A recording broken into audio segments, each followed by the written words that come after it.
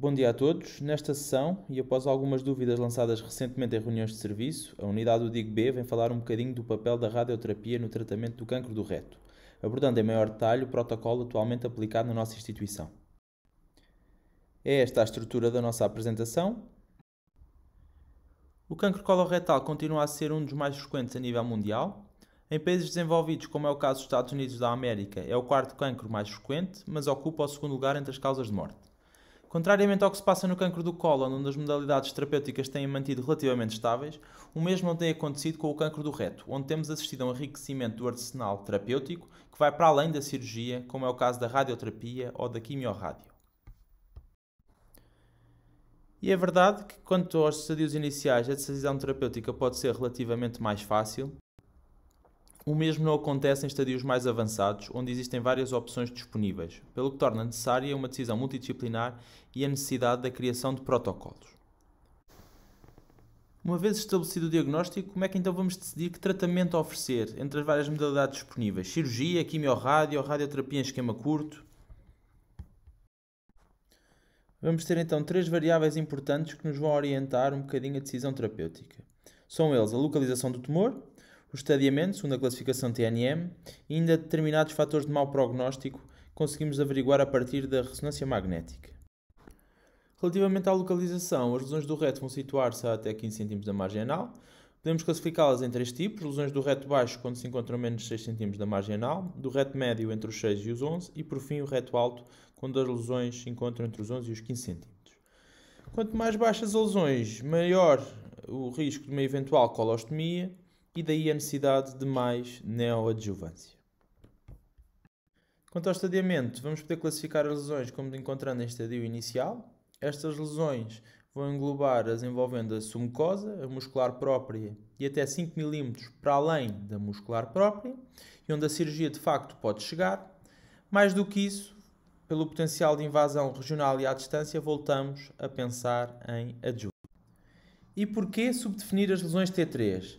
Porque, de facto, já em 2001 se comprovou que apresentam dois espectros distintos da mesma doença. Que as atuais lesões T3A e T3B apresentam maior sobrevivência e menor recidiva locorregional comparativamente à A3C e à A3D. Relativamente à invasão ganglionar, a ausência de gânglios novamente a apontar-nos para uma lesão em estadio inicial e onde a cirurgia de facto pode ser suficiente. Mais do que isso, vamos ter que novamente começar a pensar em terapêuticas neoadjuvantes. Ainda temos outros fatores de mau prognóstico que é importante ter em conta, nomeadamente quando temos invasão da faixa do mesorreto e também invasão venosa extramural. Tudo fatores de risco independentes para recidiva locorregional e também para metastização à distância. E chegamos assim à nossa grande divisão relativamente à decisão terapêutica. Isto é, lesões do reto alto, em estadio inicial até T3, N0, sem fatores de mau prognóstico, sem invasão da faixa do mesorreto e sem invasões venosas extramurais, vamos tratá-las através da cirurgia. Por oposição, tumores mais baixos, em estadios mais avançados, T3, T4, com invasão ganglionar ou também com invasão do mesorreto ou invasão venosa, nós aí vamos ter que equacionar outras terapêuticas adjuvantes. Então, quais é que vão ser as lesões que nós vamos tratar com a cirurgia? As lesões que vão corresponder a estadios iniciais, lesões do reto alto e médio até 3A, 3B, sem invasão ganglionar, sem fatores de mau prognóstico. Relativamente a lesões mais baixas, como nós já sabemos, vão ser lesões mais complicadas, pelo eventual risco de uma colostomia, portanto apenas as situações estadiadas como T1 é que nós vamos propor esta opção. Mas nós já sabemos que para estadios mais avançados a cirurgia não vai ser suficiente para tratar. E já há bastante tempo se começou a utilizar outras modalidades no tratamento de neoplasias mais avançadas.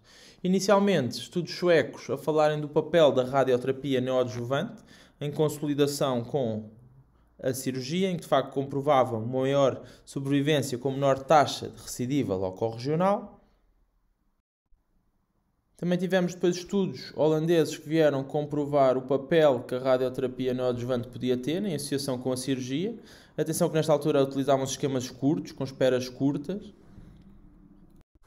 Apesar do uso da radioterapia, os resultados permaneciam insatisfatórios e, portanto, outras modalidades foram tentadas. Foi aqui que começou a surgir o conceito da quimiorradioterapia neoadjuvante, isto é, a quimioterapia como efeito radiosensibilizante para efeitos mais acentuados da radioterapia, e de facto este regime veio comprovar que, apesar da sobrevivência global e livre de doença ser semelhante ao uso da radioterapia, de facto conseguia atingir menor taxa de recidiva local. Ainda foram tentados perceber quais os efeitos máximos conseguidos com a quimiorradioterapia. Foram feitas comparações no seu uso em neoadjuvância comparativamente à adjuvância, particularmente em doentes onde se quer obter os maiores resultados possíveis com a neoadjuvância, isto é, os tumores do reto baixo, e de facto a quimiorradioterapia neoadjuvante parece estar associada à menor recidiva local, com maior downstaging tumoral e, para além disso, com uma maior taxa, obviamente, de preservação do esfíncter. E então, este regime da quimiorradioterapia constitui o pilar do tratamento das lesões do reto mais avançadas.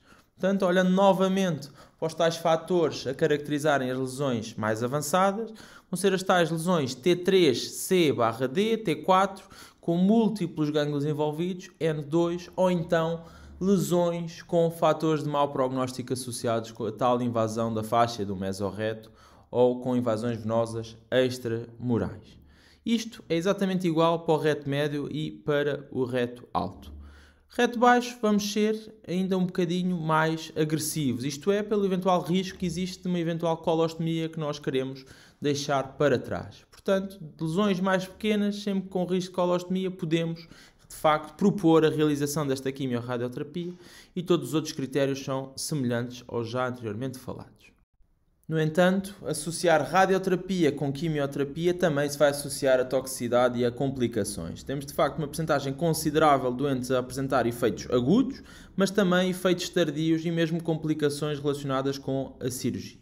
Portanto, procurou-se desenvolver outros regimes, nomeadamente a utilização destes esquemas de radioterapia em esquema curto. Em vez de utilizar a dose standard dos 50 grays, utilizarem frações mais reduzidas de 25 grays. E de facto este esquema curto apresentou resultados semelhantes à quimiorradioterapia, com o benefício de se associar a menor toxicidade. No entanto, outros estudos posteriormente vieram refutar estes efeitos da radioterapia em esquema curto, apresentando igual toxicidade. Pensou-se então que o benefício desta radioterapia em esquema curto poderia advir de um tempo de espera mais longo, isto é, em vez de fazer este esquema e uma semana depois ser submetido à cirurgia, esperar mais algum tempo antes do doente ser operado. E foi exatamente isto que os ensaios Stockholm 3 vieram comprovar. Que esta radioterapia em esquema curto, com uma espera longa, ou seja, 1 a 2 meses de espera para a cirurgia, veio mostrar maior taxa de downstaging tumoral, com maior taxa de respostas, sem de facto alterar muito a sua toxicidade. E de facto, outra revisão sistemática de Bushko veio comprovar o benefício desta espera longa quando se utilizam radioterapia em esquema curto. No entanto, não temos nenhum trabalho a comparar efetivamente os esquemas curtos com a quimiorradioterapia. Portanto, atualmente, no nosso protocolo, este uso da radioterapia em esquema curto vai englobar uma subpopulação muito específica em que não tem os fatores de bom prognóstico, mas também não são lesões avançadas. Isto é, vai cair no tal grupo do reto médio com envolvimento ganglionar N1, ou então pelo tal benefício das menores toxicidades em doentes com mais de 80 anos e que apresentem comorbilidades significativas. Temos aqui, resumidamente, o esquema dos dois regimes de radioterapia que acabámos de falar. O regime standard, em conjunto com a quimio, em que utilizam os 50,4 grays. Esta dose vai cair 45 sobre o tumor e as adenopatias adjacentes. E ainda vamos ter um boost de cerca de 5 grays sobre o tumor e as adenopatias. Por oposição, temos o regime mais curto, que apenas vai englobar 5 sessões, correspondendo a um total de 25 grays sobre o tumor e as adenopatias. Por oposição, temos o regime mais curto, que apenas vai englobar 5 sessões, correspondendo a um total de 25 grays sobre o tumor e as adenopatias. Concluindo, temos aqui o nosso algoritmo de abordagem para a decisão terapêutica das várias lesões do reto. Resumidamente, as tais lesões em estadio inicial sem fatores de mau prognóstico, nós podemos manejá-las através da cirurgia. Tudo o que sejam lesões mais avançadas ou com fatores de mau prognóstico, utilizamos terapêuticas neoadjuvantes, neste caso o esquema da quimio-radioterapia.